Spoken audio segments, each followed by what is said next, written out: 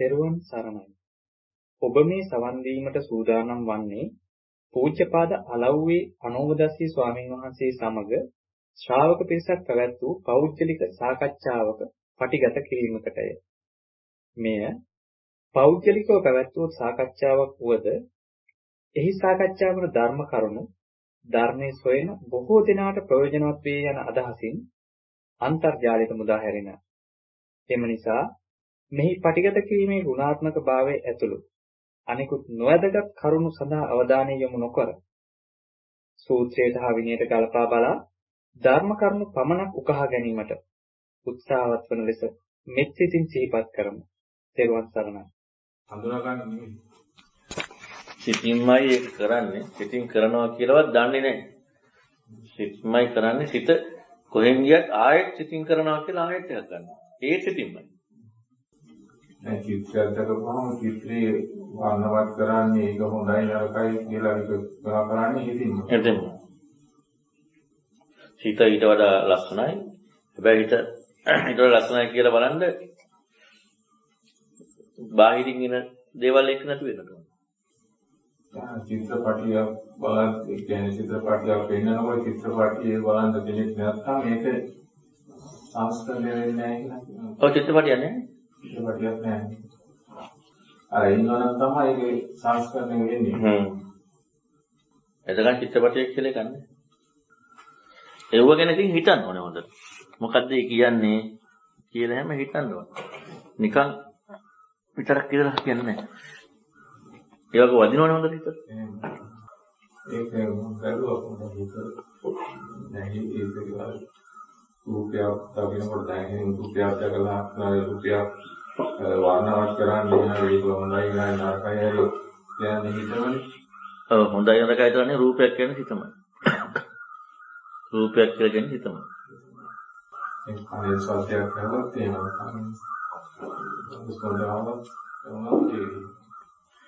පබස්සර මෙදම් වික්‍රේ චිත්ත ආගන්තුකේ උපක්ඛලේසේ උපක්ඛලිතං. ඒ ගොම කොහෙන්ද හොදට තිබ්බේ? ගොම පිටක් වගේ කරයක් නැහැ කිය. ඒ ආවේ කියනවානේ ඉස්තිරෝ යම තියනවාද කියනවා නේද? සානපෙදාරා මේ ඉන්ද්‍රිය ධර්ම කරේ ඒකේ අර මට මතක නැහැ මේ ඒකේ කතන කරලා සීක අසීක කියන දෙන්නගේ වෙනස කතා කරේ සුට්ටත්. ඔව්. ඒකේ මේ දැනගන්න කොහොමද කියලා සීක අසීකයි. සීක අසීක. අනේ ඒකේ සීක කෙනාට කියන්නේ අර එතන කිව්වාගේ මතකයි අර කියන්නේ ප්‍රඥාවෙන් දකිනවා භාවිතයක් නෑ වගේ කයින් ස්පර්ශ කරන්නේ.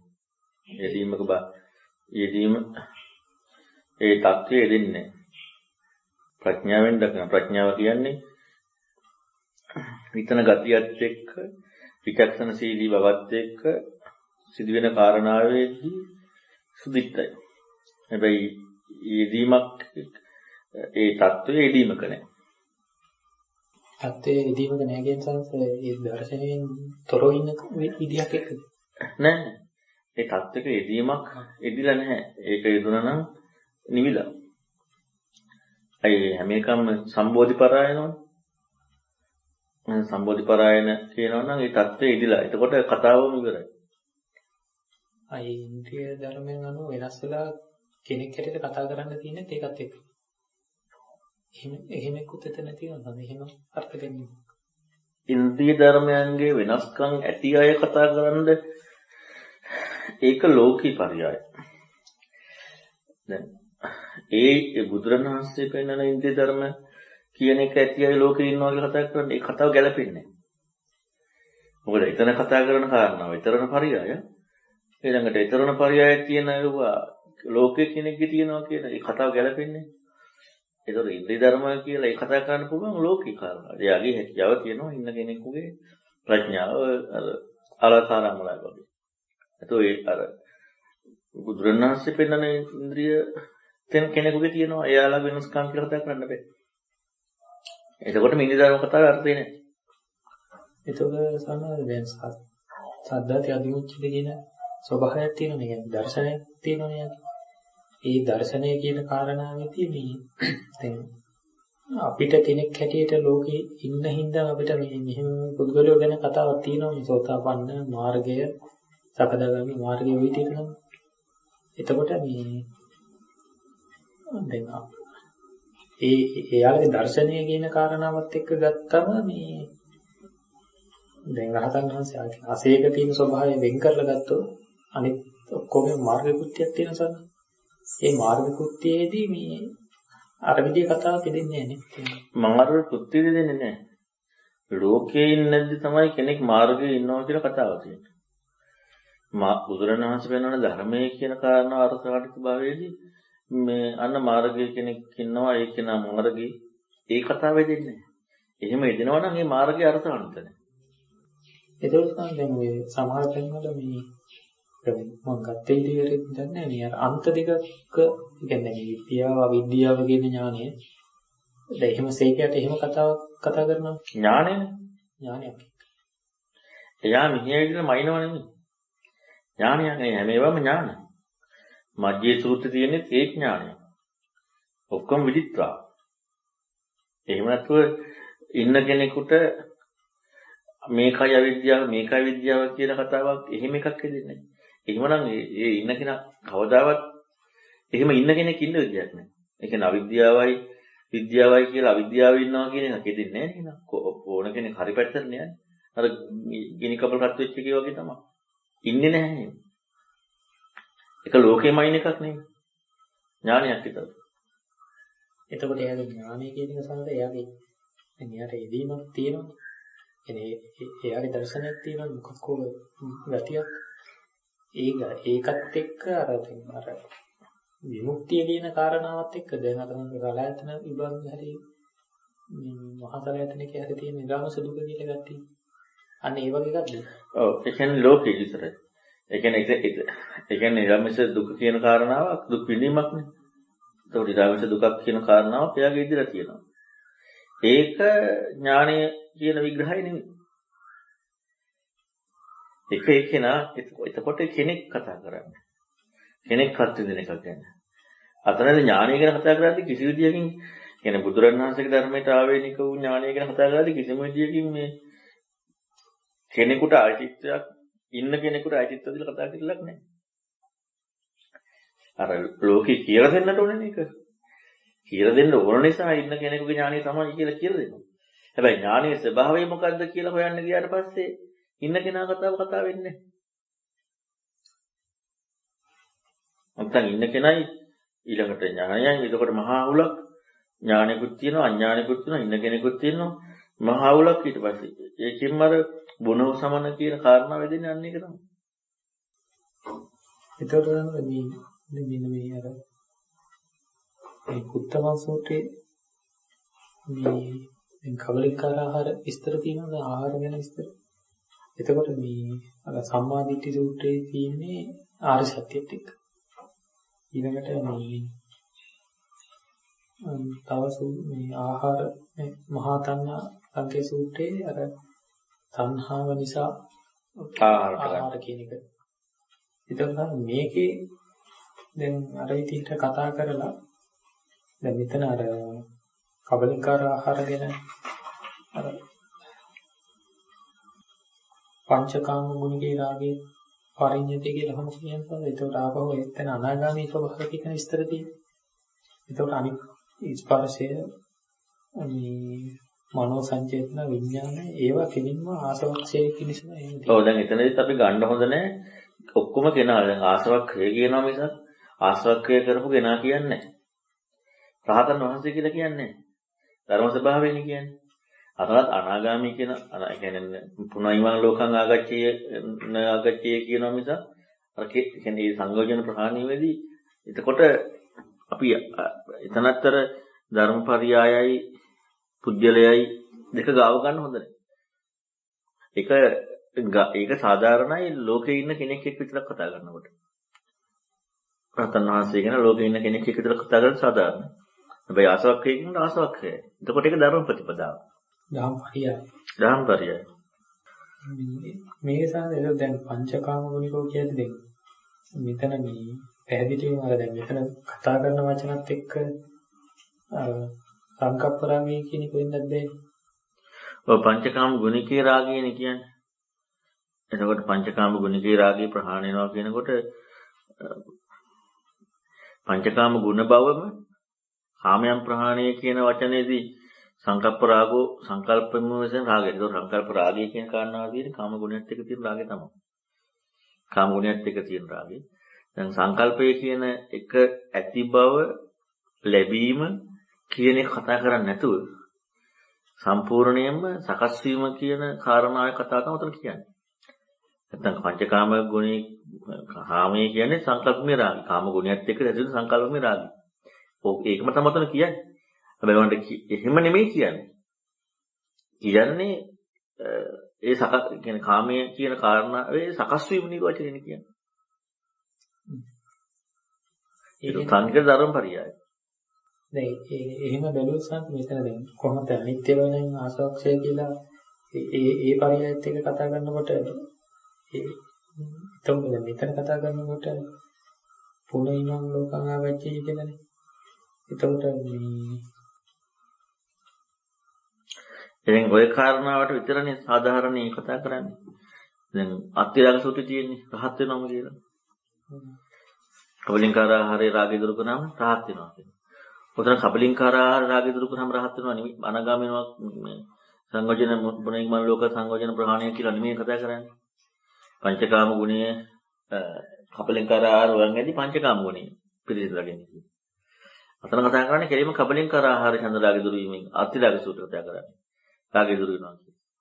එතකොට නම් ඒ කබලි එතන සම්පූර්ණයෙන්ම ඒකෙන් විතරක් සීමා ඒ කියන්නේ ඒකෙන් ඊතර වීම ඉස්මතු කරලා තියෙනවා. දැන් ඔය පරියායෙන් කතා කරනකොට විභංග කරලා දැන් අපි හතිපට්ඨානිය පව කතා කරන හතරක් ඕනේ නැහැ නේ එහෙනම්. කිරීම ඊතර වීම නායන පකායන පස්සනාව ඉවරලා අවසානයේදී කියන්නේ ඒ හැම එකක් අවසන් නැහැ. නැතකින්චි ලෝකේ උපාදීති කියලානේ. ඒතකොට නැතකින්චි ලෝකේ උපාදීති කියලා පෙන්වන්නේ එතෙන්දනේ පෙන්වන්නේ. ඒ කියන්නේ ඒ දෙන අනුපස්සනාවට. ඒක උතනත් ඕකට කියන්නේ. දැන් අතිරාග සූත්‍රය ගතට පස්සේ තනිකරම ඒ පර්යායයට විතරක් කියන්නේ ඒ පර්යායයට විතරක් නෙමෙයි සීමා කරන්නේ තනිකරම ඇති බවක් කියන කාරණාව ඉස්මතු කරලා පෙන්නනවා. ඒතකොට සම්පූර්ණයෙන් ඊතර වෙනවා කියන්නේ. දැන් අර කායගත සූත්‍රය පෙන්නනවානේ කෙලින්ම කායනුපස්සනාවෙන් රහත් වෙන හැටිම. ඊළඟට ඔය සංයුක්ත කීපයකම හම්බුනේ කායනුපස්සනාව කියන අංගුත්තර නිකායේ කොයි එකේද මන්ද. කායනුපස්සනාව කියන කාරණාව එක කෙලින්ම නිවෙනවා.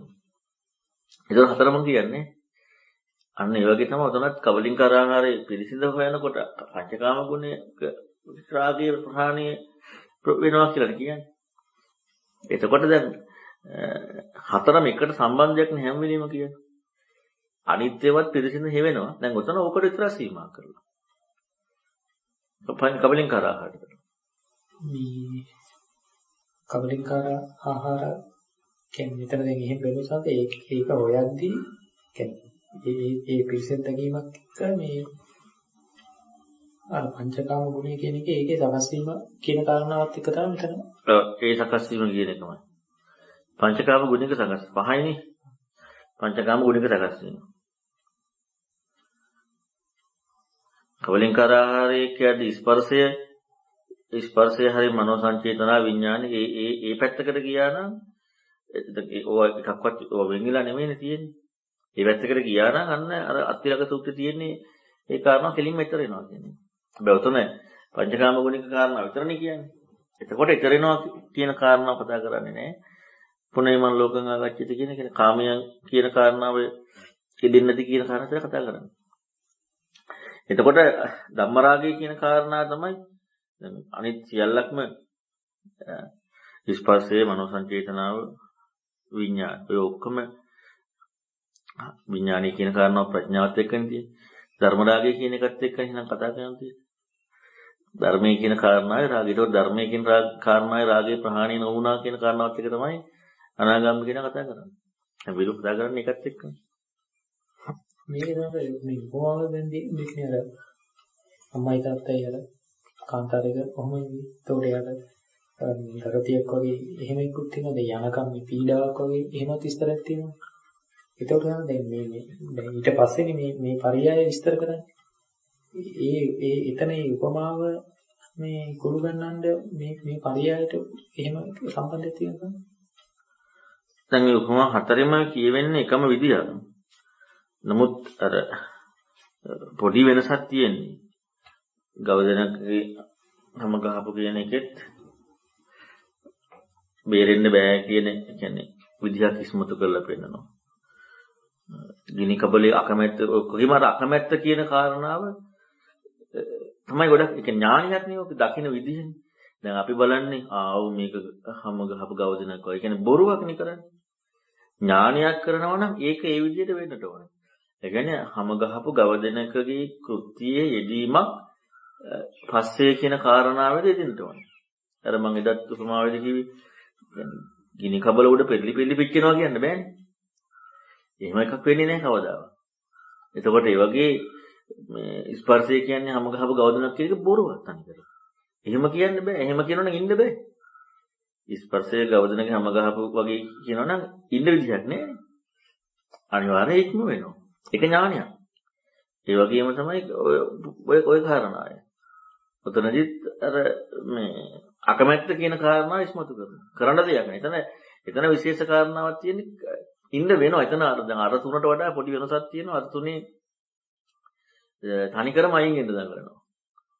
අරකේ අයින් වෙන්න දඟලනවා කියන එක නෙමෙයි තියෙන්නේ ඉන්නකම් කරන්න තියෙනවා. يعني කාන්තාර යනකම් කරන්න තියෙනවා. ඒත් අකමැත්ත. අර තුනේ නම් අයින් වෙන්න මම දඟලන්නේ. මේකෙත් ඒ අයින් වෙන දඟලන කියන කෘත්‍ය ඉස්මතු වෙනවා. කරන්න දෙන්න දෙන නිසා ඉන්නවා.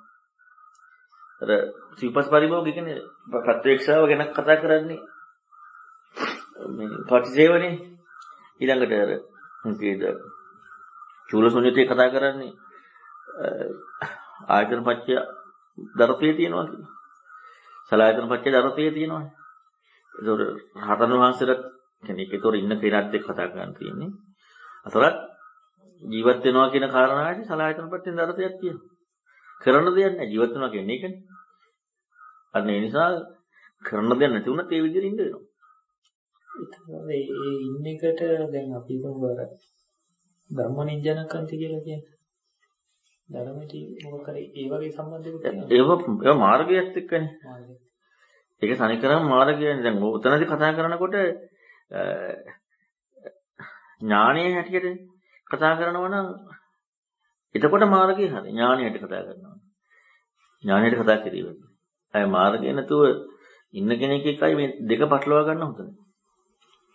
ඒතකොට දැන් මෙතන දැන් කබලින්කාර ආහාර කියනකොට දැන් මේ දැන් මෙහෙම දැන් ඔය දැන් සනද කියපු විස්තරෙත් එක්ක බලද්දී මේ මෙතන දැන් වික්ෂුන්ට කිව්වට මේ මෙතන සම්පූර්ණයෙන්ම මේ අර සකස් වීම කියන කාරණාව තියෙනවා. ලෝකේ දැන් ඉන්න කෙනෙකුට කියලා එයාව ගන්න වගේ පරියය නෙවෙයි නෑ.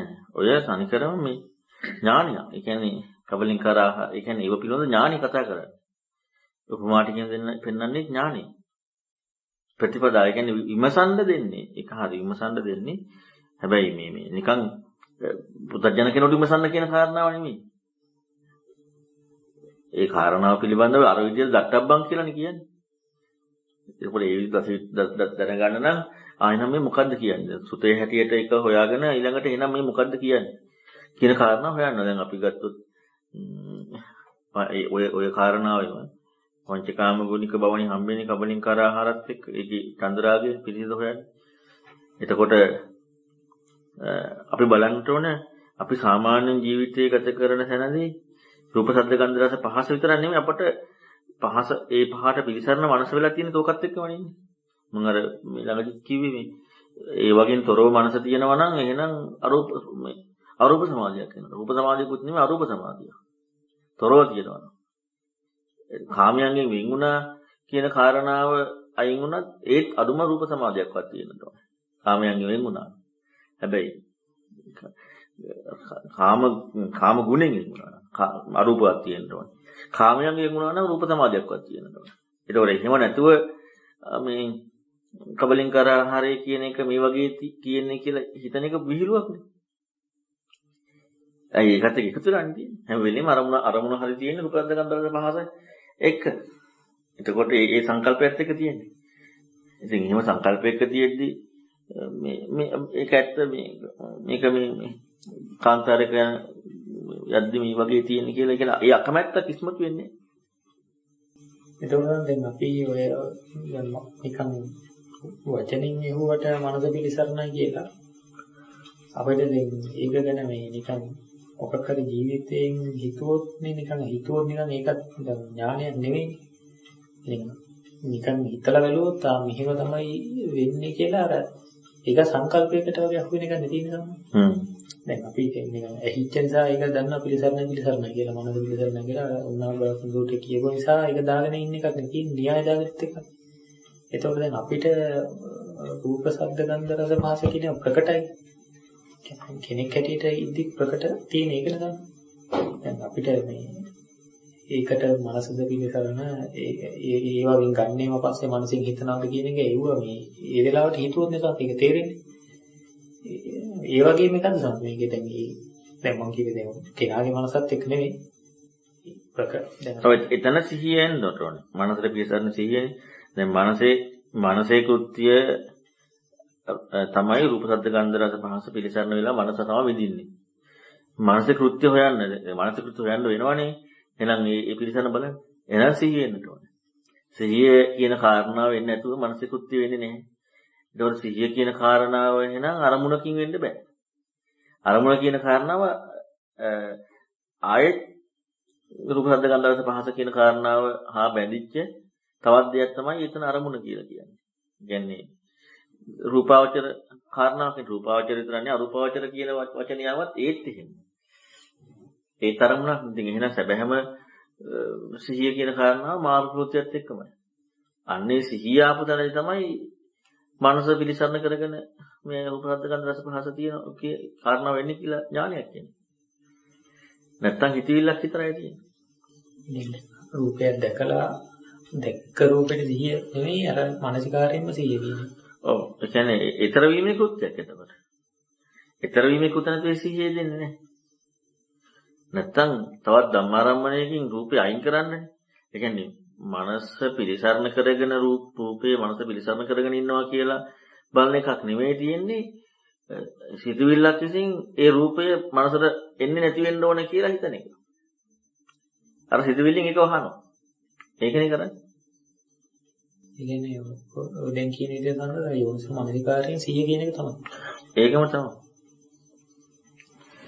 යෝනිස කියන්නේ බොජ්ජංගමයි. ඒ කියන්නේ විමුක්ති ඊළඟට සිහියට සාර විමුක්තිය. හරියට. සිහියේ පිළිසරණ විමුක්තිය. ඒ සිහියේ පිළිසරණ විමුක්තිය වෙන්නේ විමුක්තියට අදාළ අංග එකතු වුණාට පස්සේ. එහෙනම් සිහිය කියන එක විමුක්තියක් කියන්නේ.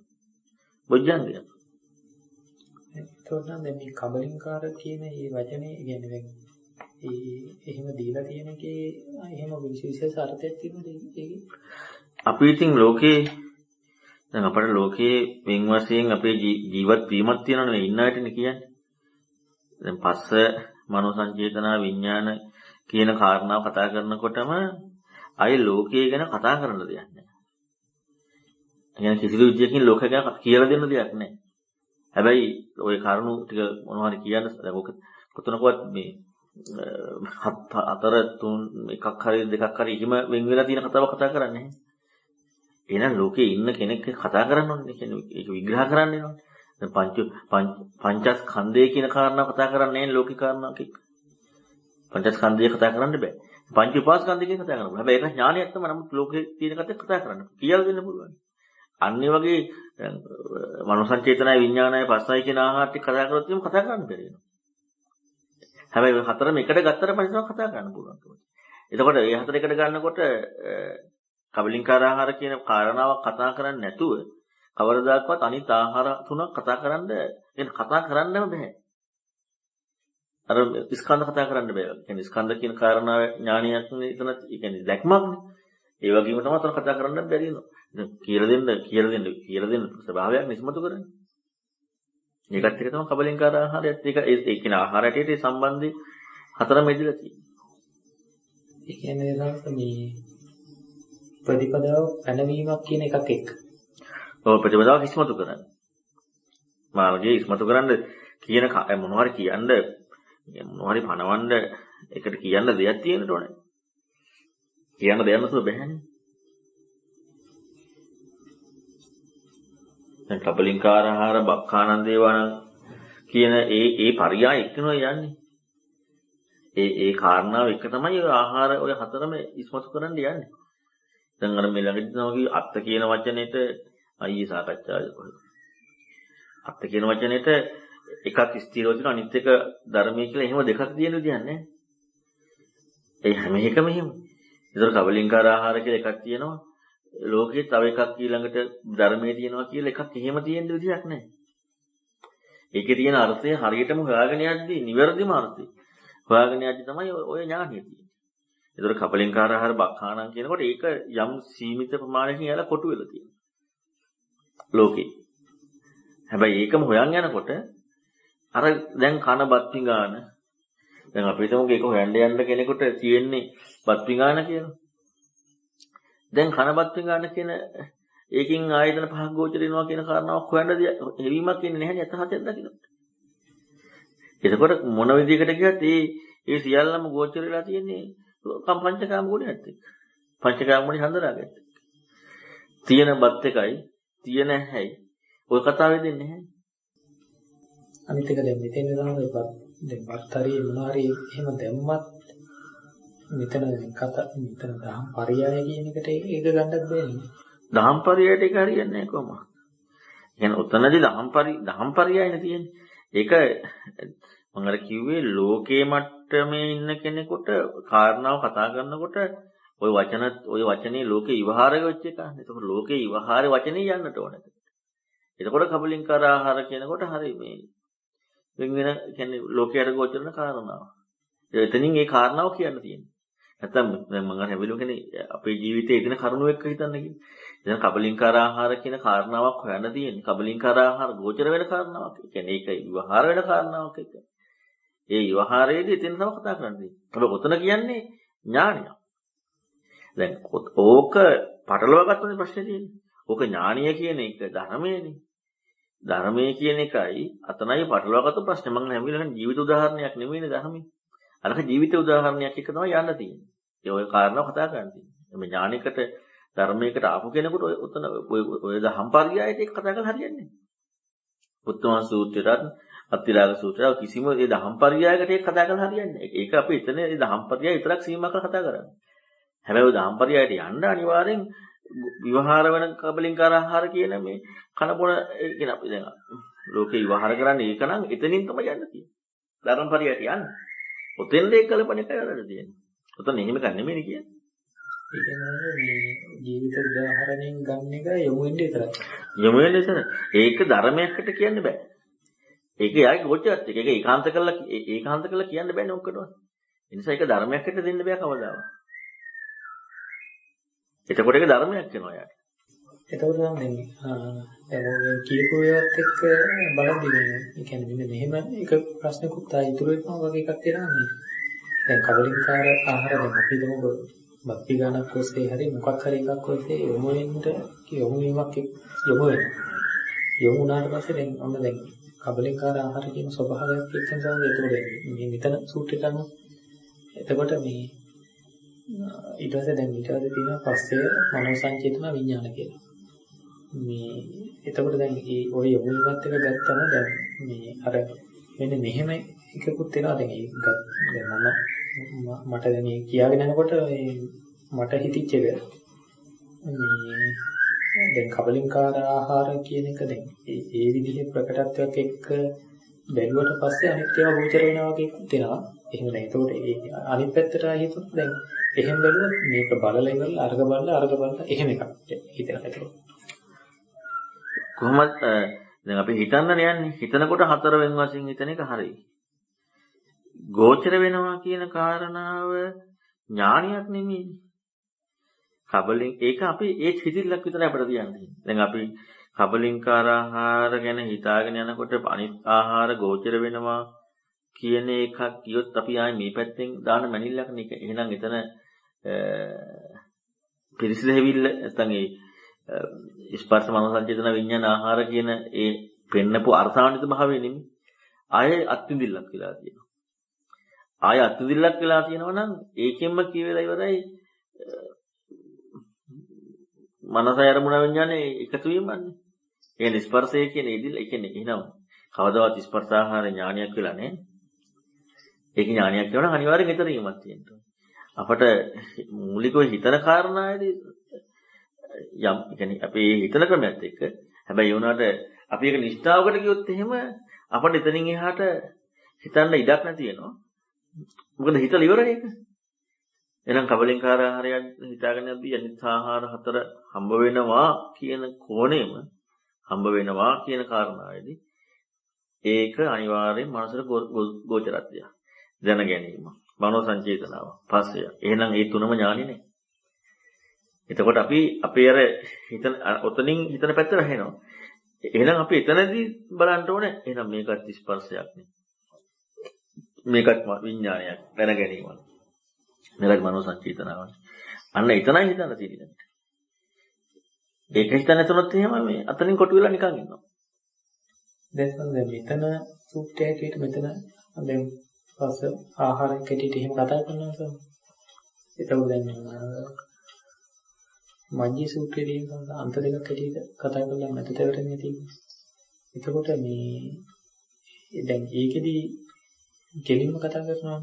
කියන්නේ එතකොට මෙහෙම මේ ඊට කලින් එකක් තියෙනවා පස්සේ එකක් තියෙනවා කියන්නේ නැතුව අර සමුදය කියන්නේ පස්ස සමුදයයි නිරෝධය කියන එක මැද හැටියට කතා කරනවා. එතකොට දැන් එහෙම දැන් එතකොට මේ මෙතනක් දැන් සේක දැක්මක් එක්ක වගේ නිසා මෙතනක් කතාව තියෙන්නේ.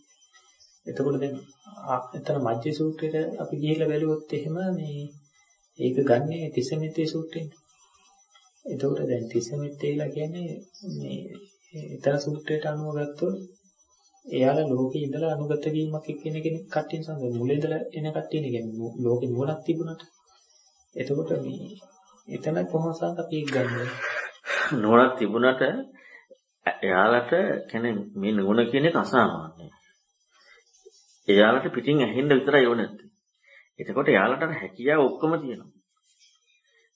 එහෙම නැතුව දැන් අලුතෙන් ඒ කියන්නේ මේකෙන් ආයි ගන්න දෙයක් නෙමෙයි තියෙන අර හැකියාවට අදාළ දේ දුන්නා කියන එක විතරයි තියෙන්නේ. එයාලට සම්පූර්ණ හැකියාව ඒ කියන්නේ ඒ ඊතරවන විදිහේ වූ චින්තන ස්වභාවයක් තියෙනවා. ඊතරවන විදිහේ චින්තන ස්වභාවයක් තියෙනවා. ලැග්ගන්නදී සංකෘති සූත්‍රය එක ගත්තට පස්සේ ලැග්ගන්න එකක් නැහැ නේ යාළුවගේ චින්තන ස්වභාවය. නමුත් අර ඒ කාරණාව එක්ක එයාලා මොකක්hari ඇලිලා ඉන්නවා. ඒ කාරණාව. ඒ කියන්නේ ඒ ස්වභාවයත් එක්ක ඇලිලා ඉන්නවා. ඒක නිසා එයාලට ඊතර වෙන්න විදියක් නැහැ. අන්න එතකොට දැන් එයාලගෙන්මනේ ප්‍රශ්නේ ආවේ. ඒ කියන්නේ දැන් ස්පර්ශය කියන එක මොකද්ද එයාලා අහන්නේ මොකද්ද මැද? මොකද්ද දෙපැත්ත? ඒතකොට මොකද්ද මැද මොකද්ද දෙපැත්ත කියලා අහන්නේ එයාලා දැන් මොකක් හරි යෙදීම කියන කාරණාව එක්ක කියන්නේ ස්පර්ශය බුදුරණන් හිතන ස්පර්ශය කියන්නේ නැහැ නේ. අර්ථ ගැන්වීම ස්පර්ශය කියනවා. අර්ථ ගැන්වීම ස්පර්ශය කියන්නේ නිකන් එතන අපට හැම වෙලේම වචනින් ඕනේ නේ. ධර්ම පරියාය වෙලා තියෙන ස්පර්ශය. ඒ කියන්නේ එයාලගේ අර අන්තර හැටියට යෙදීම හට ගැනීමක් මෙන්න මේ කාරණා මොනවා හරි යෙදීම හට ගැනීමක් කියන මෙන්න මේ කාරණාව එයාලා ඉන්න තැනට බුදුරණවහන්සේ පැහැදිලි කරනවා. අසාමාන්‍ය චින්තනයක්. අන්න ඒකත් එක්ක ඒ දෙක දැන් තණ්හා සිබ්බණී කියලා කියනවා. මහුංකාරී. ඒතකොට ඒ ටිකත් මොකෙන්ද කොහොමද වෙන්නේ කියලා තණ්හා සිබ්බණී කියනවා. තණ්හාවෙන් පවතින්නේ කියනවා. ඒතකොට මේ සියල්ලක් පිළිබඳව ඥානයක් මේ තිබිලා තියෙනවා. ඒ කියන්නේ එච්චර හොයලා තියෙනවා. ඥානයක් කියන්නේ යාගේ ස්වභාවයත් එක්ක තිබිලා තියෙනවා. එහෙම තිබිච්ච අයට අර දුන්න කාරණා විතරයි තියෙන්නේ. කියන්නේ ඒ වචනේ තුලින්ම මොකද එතන කියන්නේ යෝබහන්තම අභිඥා. ඒ ටිකනේ කියන්නේ යෝබහන්තම අභිඥා. ඒතකොට මොකද්ද කියලා කියන්නේ? යෝබහන්තම අභිඥාය මජ්ජේ මන්තාන ලිප්පති. සම්බ්‍රු මහා පුරුෂ සෝද සිබ්බණී මච්චක. ඒතකොට ඔය ටිකෙන් පස්සේ කියලා කියන්නේ නැතුව ඒ කාරණා ඉස්මතු කරන්න ඒ දෙන ටිකත් ඒ නිසා තමයි මේක මේ කියලා දෙන්න අමාරුකම තියෙන්නේ. අපි හැම වෙලෙම අර මොනවා හරි වචනයකින් දුන්න අර්ථය අත්විඳින්න හදනවා. වචනයකින් දුන්න අර්ථය අත්විඳීමක් නෙමෙයි. ඒක ඒක සූත්‍රයක් නිරවුල් කරගන්න විතරයි අපිට කරන්න පුළුවන්. වචනයකින් දුන්න අර්ථය අර්ථාන්විත වීම. අර්ථාන්විත වීම ඊතර වීම. කවදාවත් ඒක හම් වෙන එකක් නෙමෙයි. මම ඒකට පොඩි උපමාවක් කියන්නම්. දැන් ඔන්න මම අද උදේත් මේ සාකච්ඡාවලදී කිව්ව එක. අපි හැම වෙලෙම බලන්නේ ධර්මයේ හරි දැන් අපි වතු ස්පර්ශය කියන එකේ හරි ස්පර්ශයේ අන්තය කියන එක හරි ස්පර්ශ ආහාරය කියන එක හරි මේ දුන්නා වූ නිර්වචනයේ ඇත්ත බලන්න. ඒ කියන්නේ අත්විඳිනවා කියන එක. මේ දුන්නා වූ නිර්වචනයේ ඇත්ත බලනවා කියන තැනම තියෙන ළඟ ගැනීම. ඒ දුන්න නිර්වචනයේ ඇත්ත නිර්වචනයේ සත්‍ය වුණා නම් ඊතර වෙනට වඩා. එහෙනම් නිර්වචනයේ විග්‍රහය නැහැ. කියන්න පුළුවන් කියන්න ඒකයි මේක ධර්මයේ බුදුරජාණන් වහන්සේ දැන් මහතන්නා සංකේත සූත්‍රය පෙන්නනවනේ තමන්ගේ අවබෝධයක් කියනවනේ. හැබැයි තමන්ගේ අවබෝධය කියන්නේ විදිහක් නැහැ. ඒ කියන්නේ ඒකට කියන වචන නැහැ කියන්නේ. අන්න ඒ නිසා තමයි ධර්මයේ බුදුරජාණන් වහන්සේ කියන්නේ. ඒ කියන්නේ කියන ක්‍රමයේ බුදුරජාණන් වහන්සේ. වෙන කියන්න ක්‍රමයක් නැහැ. වචනයක් දෙන්න බෑ ඒ කාරණාවට. ඒ කියන්නේ වචනයක් දෙන්න බැරියයි අත්විඳීමක් ඇටියට ලැබීමක් වෙලා නැහැ. ඊතර වීම සිදු වෙලා තියෙනවා. අපි හැම වෙලේම සක්කාය දිට්ඨිය හරි ස්පර්ශය හරි අනිත්‍ය හරි මේ හැම එකක්ම බලන්නේ අත්විඳින්න. ඒ කියන්නේ අත්විඳින්න කියන්නේ අත්විඳින්නේ නැහැ කියලා නිර්වචනයකට හරි. අත්විඳින්නේ නැහැ කියලා දැන් අත්විඳිනවා නෙමෙයි අපි. මේක ඥානය කියලා හැබැයි ඥානය කියලා නිර්වචනයක් තියෙනවා. ඊතර වීමක් වෙලා නැහැ.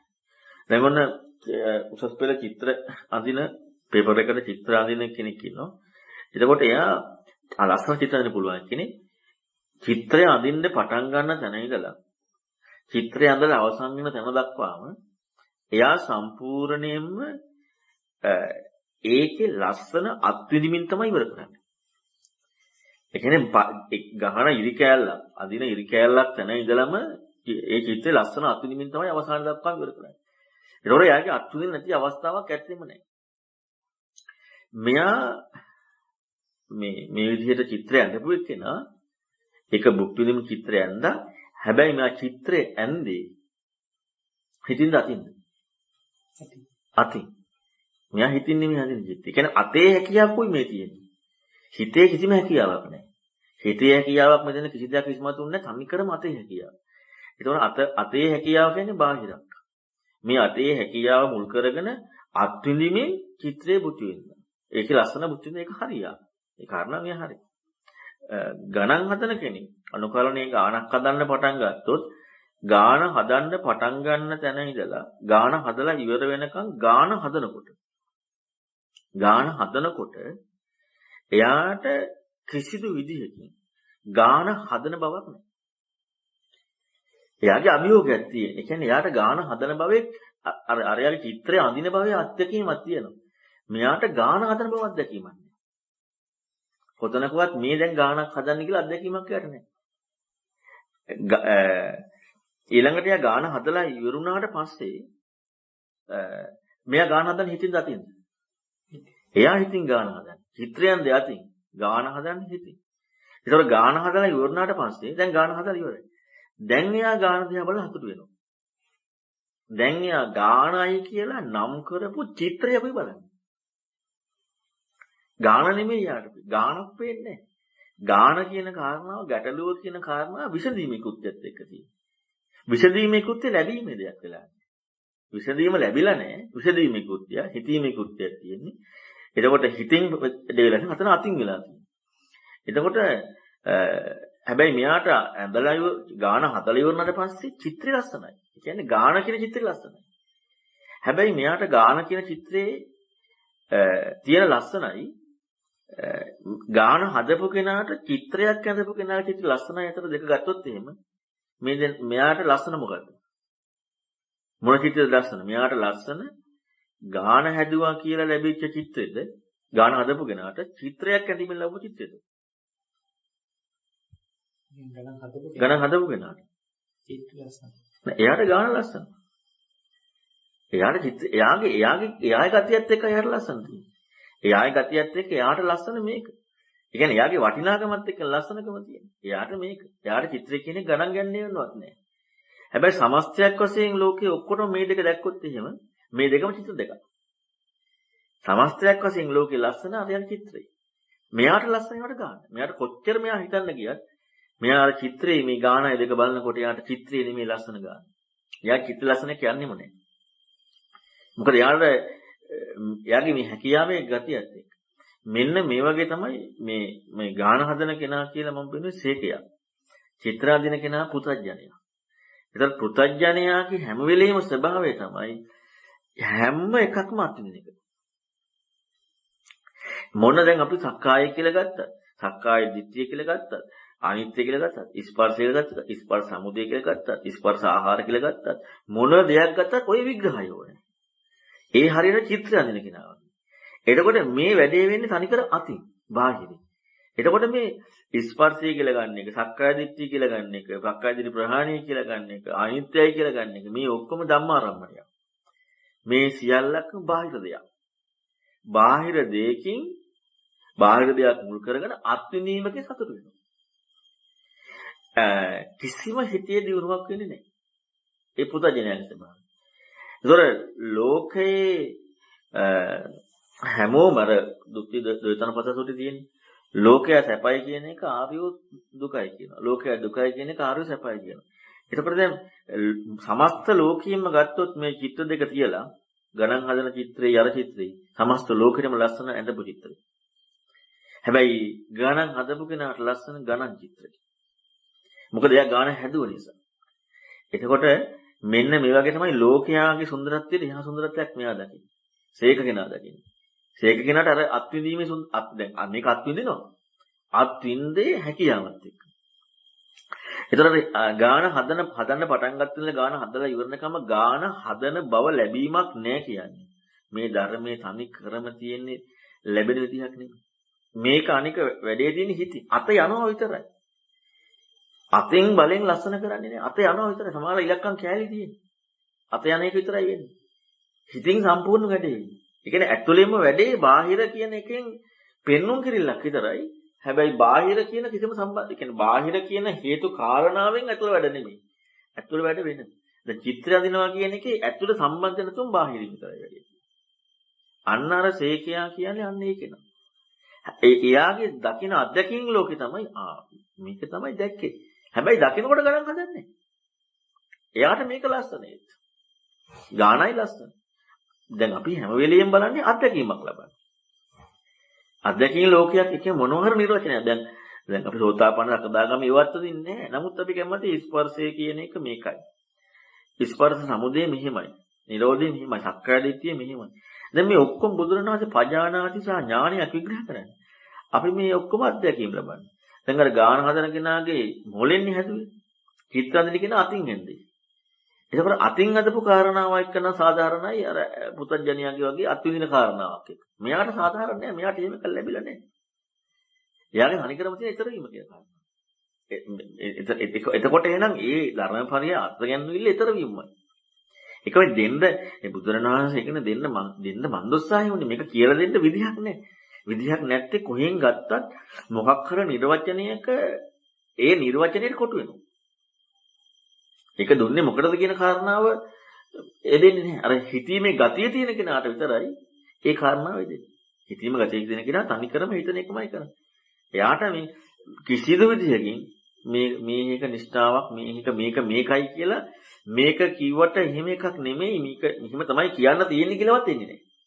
නිවැරදිවම යම් කිසි කෙනෙක් ධර්මයක් ඒ කියන්නේ මාර්ග කෘත්‍යයක් වුණා නම් එයාට ඉස්පිල්ලක් පාපිල්ලක් වෙනස් නොකර තමන්ගේ කාරණාව කතා කරන්න තියෙන්නේ බුද්ධ වචනේ විග්‍රහය විතරයි. ඉස්පිල්ලක් පාපිල්ලක්වත් වෙනස් කරන්න බෑ. මොකද ඒක වෙන කියන්නේ කිසිදු ක්‍රමයක් නැහැ. හැබැයි එයාගේ හැකියාවෙන් වෙන කෙනෙකුට විග්‍රහ කරලා දෙන්න පුළුවන්. මොකද ඒ අනිත් දෙනා පැත්ත නේ බලන්නේ. එතකොට එයාගේ ස්වභාවය බලන්න එයාට හිතවන්න මේ කාරණාව දෙන්නේ. හැබැයි තමන්ගේ කාරණාවක් කතා කරන්න කිසිදු විදිහකින් මේ බුද්ධ වචනේ එක ඉස්පිල්ලක්වත් වෙනස් කරන්න බෑ. අපි හතිපට්ඨානිය හතරම එකට වැඩෙනවා කිව්වොත් ඔව් එකට වැඩුණි. නැත්නම් හතිපට්ඨාන හතර වෙන්ව වැඩුණි. නැත්නම් මේ ආහාර හතර එකට තිබ්බේ. මේ ආහාර හතර වෙන්ව තියෙන්නේ. මේක හොයද්දි මේක හම්බ වෙනවා. මේ මොනවා හරි කාරණාවක් අපේ හිතන ක්‍රමයක හරි එක්ක ඉස්මතු වෙනවා නම් ඒකක්වත් ධර්මපරියය නෙමෙයි. මොකද ඒක කියන්න බෑ. හැබැයි කෙනෙකුට කියලා දෙන්න කෙනෙකුගේ අවබෝධයට කියලා දෙන්නකොට යාට කියලා දෙන්න යම් විග්‍රහයක් ගන්න වෙනවා. මොකද යාගේ ස්වභාවය. තමන්ගේ කියන කාරණාව එක්ක මේක කිසිදු විදියකින් කතා කරන්න බෑ. යාට කතා කරන්න පුළුවන් අර බුද්ධ වචනේ විග්‍රහය විතරයි. නැත්නම් අත්දැකීම් ලෝකයක්මයි. ඒ කියන්නේ දැන් අපි හිතමුකෝ බුදුරණන්සේ මොනාරි ධම්පරියක් මොක කර පෙන්නනවා කියලා. එතකොට මේ දැන් අපි වචනෙන් අහලා තියෙනවනේ මේ මාර්ගය වද්දනවා එහෙම කියලා. මාර්ගය පෙන්වන කෙනා ওই විදිහට කතා කරනවා තමයි. එතකොට දැන් මේ දහම් පරියායකින් එහෙනම් අපිට මේ ඒ කියන එක ලැබෙන එක නෙමෙයි වෙන්න ඕනේ කියන්නේ. දැන් අපිට මොනාරි චක්කු මනිච්චන් කියවල නේද? එතකොට දැන් නමුත් දැන් අපිට හිතන්න හරි මොකක් හරි එකට එනකොට දැන් අපේ ඇසක් තියෙනවා ඇස අනිත්‍ය කියලා කියනවා කියලා එක්ක මැච් කරනවා නැත්නම් අර මේ කියන්නේ දෙයක් හැටියට හම්බ වෙනවා. අන්නේ දැන් දෙයක් හැටියට හම්බ වෙන එක නෙවෙයි අර කියන්නේ චක්කුම් අනිච්චන් කියන එක නෙවෙයි වැදගත්. කියන්නේ ඒක ඇහෙන්න තමයි වැදගත් වෙන්නේ. එහෙම සඳහන් ඇහෙන්න වැදගත්. හැබැයි ඇස අනිත්‍යයි කියලා කියපු විදිහයි වැදගත්. අපි හැම වෙලෙම අපට ඇස කිව්වහම අපට හම්බ වෙනවා. අනිත්‍යයි කිව්වහම අපට හම්බ වෙනවා. ඇස අනිත්‍යයි කිව්වහම අපට හම්බ වෙනවා. එහෙම හම්බුණා නම් ධර්මයේ නැහැ. මේ කියපු වචන ටිකේ මේකේ වැදගත්කම විතරයි තියෙන්නේ. චක්කුම් බික්කේ අනිච්චං, රූපම් බික්කේ අනිච්චං ඉපරණා.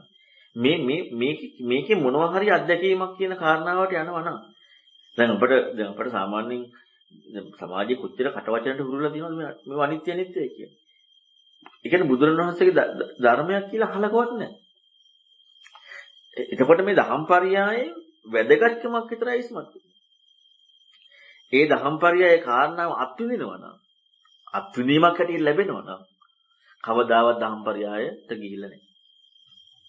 අත්විඳීමක් හැටියට ධම්පරියාය ලැබෙනවා නම් මොකද අත්විඳීම කියන කාරණාව අපි වචනෙන් හරි කතා කරත් සක්කාය දිට්ඨිය හරි සක්කාය ප්‍රහාණය වෙනදී එහෙනම් ඔය කතාව ඇත්තෙම නෑ. ඒ කියන්නේ මොන ධම්පරියායක හරි අපි හිතමු ඔය ස්පර්ශ ආහාර හතරෙන් අත්විඳිනවා කියලා මේක ඇත්තයි කියලා. තනිකර බොරු කියන්නේ. ඇයි අත්විඳිනවා නම් සක්කායිකම වෙන්න ඕනේ. සක්කායිකම වෙනවනේ මේක කියන්න බෑ. අර උපමාවක් කියර සකෙනෙක් කියපු එක අපි කියන්නේ අතීතයට යන්න පුළුවන් නම් අතීතෙල 100 මරලා වගේ වැඩක් කියලා. එහෙනම් 100 මරවන්න දැන් මම නෑනේ. ඉතින් අන්නේ වගේ කියවනම් මේක. කවදාවත් ඒක අත්විඳිනවා කියන කාරණාව බුදුරණවහන්සේ ධර්මයේදී කතාවේදී නම් කතාව යෙදෙන්නෙම නෑ. මොකද අත්විඳින්නේ කෙනෙක් කාරණාවක් එක්ක. එහෙනම් අපි අත්විඳීම අර්ථය දැම්මම නම් ඒක සක්කායතර වෙන්න ඕනේ. සක්කායතර වෙන මේ කතාව නෑ. ඒ කියන්නේ ඇහෙන එකට අර තියෙන්නේ මේ උත්තර කියන්නේ මේ උපේ ප්‍රයාස අභිනේස විවෘත කියලා. ඇහෙන දේ කියන්නේ ඇහෙන වචන ටිකට ඒක තමයි වෙන්නේ නේ. ඒක වෙන්නේ. ඒ කියන්නේ මම අර හිතන ගතිය නැති තැනදී මම හැම වෙලෙම මේ හිතන්න කියලා ජීවිතේ හුරු කරවන්නේ ඒකනේ. හිතන ගතිය නැති තැනදී අපට හැම වෙලෙම දැන් අපි දැන් වැරදි බාහිරයි අනවශ්‍යයි කියලා අයින් කරන්න ටිකක් තියෙනවා. ඒවා අයින් කරාට අපි මේක ගන්නවා. කාමයේ හිතන්නේ නැහැ, අරව හිතන්නේ නැහැ. හැබැයි මේක ගන්නවා අල්ල ගන්නවා. මේ කාරණාව එක්ක අත්විඳින්න යනවා. ඒ යනවා කියලා කියන්නේම ඒ ධර්මයේ අර්ථාන්විත වෙලා නැහැ. ඒ කියන්නේ ඒකේ උණුසුම නැහැ. ඒ කියන්නේ මේකේ උණුසුම නිවැරදි වෙන තැන තමයි සද්ධායෙන් බැහැ ගැනීම කියන්නේ. සද්ධායෙන් බැහැ ගැනීම කියලා සද්ධාවේ නිශ්චයකට යෙම කියන කාරණාවේ කෘත්‍යම තමන්ගේ නිර්වචනීය නැහැ කියන එක. තමන්ගේ නිර්වචනීය නේ. තමන්ගේ නිර්වචනයේ ඇස අනිත්‍යයි කියන කාරණාවට යෙදෙනවා නම් තමන්ගේ නිර්වචනයේ ඇස අනිත්‍යයි කියන කාරණාවට යෙදෙනවා නම් එතනම ඇස අනිත්‍යයි කියන කාරණාවේ නිර්වචනය අර්ථාන්විත වෙලා නැහැ. එතකොට සම්බෙන් අර ওই පාරාණ්‍ය වගේ පිළිසෙන්නේ 16 එතකොට ඒ කට්ටියගේ මේ දැන් අපි හිතමුකෝ අසානිත්‍ය කියලා දැන් ඒක කියලා නෑ. නමුත් අපි හිතමුකෝ දැන් එහෙම චින්තනයක් නම් ලෝකේ තියෙන්නේ කෙනෙකුට. ඒ කියන්නේ අසානිත්‍යයි කියලා අර ඒ අදාළ මේ කියන්නේ යාට අදාළ වචන නැති විතරයි තියෙන්නේ. ඔව්. ඒ කියන්නේ ඒ අය උපදේශ පරිබ්‍රාජකයෝ ඔයගේ ගත්තට පස්සේ එයාලගේ මෙතන ඉන්න ගතියක් නැහැ. තමන්ගේ ඒකේ ඉන්න ගතියක් නැහැ. හැබැයි ඉන්න ගතියක් නැහැකොට ඉන්නවනේ. එයාලා හැම වෙලෙම හොයන ගතියක් තියෙනවා. හැම වෙලෙම ප්‍රඥා විග්‍රහ කරන කිං කුසල ගවේෂ කිං සත්‍ය ගවේෂ කියලා. හැම වෙලෙම හොයන ගතියක් තියෙනවා. ඒතර හොයන ගතියට හම්බ වෙන සියලුම දේවල් මේ හොයන ගතිය කියනකොට මේ තමන්ගේ යම් වැටහෙන ගතියක් තියෙනොත් ඒකට ගැලපෙනවා එච්චරයි. යොමු වෙන්න දෙයක් නැහැ මොකද? යොමු වෙන්න ඒ කියන්නේ ඒ වෙන දෙයකට යොමු වෙලා ඉන්න දෙයක් නැහැ. මොන දේවල් ලැබුණත් ඒ ඇහෙන දේ මෙතෙන්ද ගැලපෙන්නේ. ඒ කාරණාව තියෙන්නේ බුදුරජාණන් වහන්සේලා පසේ බුදුරජාණන් වහන්සේලා විතරයි. එතකොට එහෙනම් බාහිරින් ඇහෙන කාරණාව මේ හොයන ගතියත් එක්ක තමන්ගේ කෝණයට අධර්ම ජනසව ආකාර පරිස්සත්ත දිවිඥානකන්ති කෝණයට යෙදෙන්නේ නැහැ කියන තැන ඉස්මතු වෙනකොට අන්න එතන යොමු වෙන්නේ. දැන් අපිට මොනවා හරි කාරණාවක් ස්පර්ශය හරි මම අර කිව්වේ ආහාර හතරම එක හොයාගෙන යනකොට ඔන්න එකට තියෙනවා ඒක වෙන්ව තියෙනවා ඊළඟට මේක හම්බෙදි මේ දැන් මේ මොනවා හරි නිර්වචනයක් අපිට අපේ අත්දැකීම් ලෝකේ අපි හිතන ක්‍රමයට හම්බ වෙනවා නම් මේ බුදුරණවහන්සේ කියපු කාරණාව සිද්ධ වෙලා නැහැ. කියන්නේ මේක සිද්ධ වෙලා නැහැ කියන්නේ මෙතන හිතන ගතිය මදි කියන්නේ. මොකද මෙතන හරි දේ තියෙනවානේ. මෙතන හරි දේ තියෙනවා මම අර කලින් කිව්වේ ස්පර්ශය කියන කාරණාව ඥානියක් කියන නම් මනෝයි ධම්ම මනෝවිඥානය කියන කාරණාවට läග්ගෙන ඉන්න බෑනේ. ඊළඟට අර මනස පිළිසන්න කරගෙන ආයතන මේ ඇතකන් ආජීවකය මනස පිළිසන්න කරගෙන ඉන්නවා කියන කාරණාවේදී ඒක ලැබෙන්න විදිහ නැහැ මනසකින්ම හපුවා. එතකොට දැන් අපට වෙන්නේ ඒකනේ. එතකොට අපි මේ හිතන ගතිය කොහෙන් හරි වහගන්නනේ. කොහෙන් හරි ටිකකින් කොටු. ඒ කියන්නේ හිතන ගතිය නිවැරදිවම නැහැ. නිවැරදිවම තිබ්බනම් බුදුරණවහන්සේ කොතනකවත් හිතන ගතිය, ඒ කියන්නේ හිතන ගතිය තියෙන කෙනාට අහුවෙන්න දීලා නැහැ. අර අහුවෙන්න වෙන්නේ හිතන ගතිය මැද නිසා. අන්න ඒක තමයි අර ජීවිතේ හිතන කරුණු, ඒ කියන්නේ ඕනෙම දෙයක් වෙනකොට අර හිතන්න හුරු වෙනකොට අන්න අර හිතන කාරණාව ඉස්මතු වෙලා යනවා.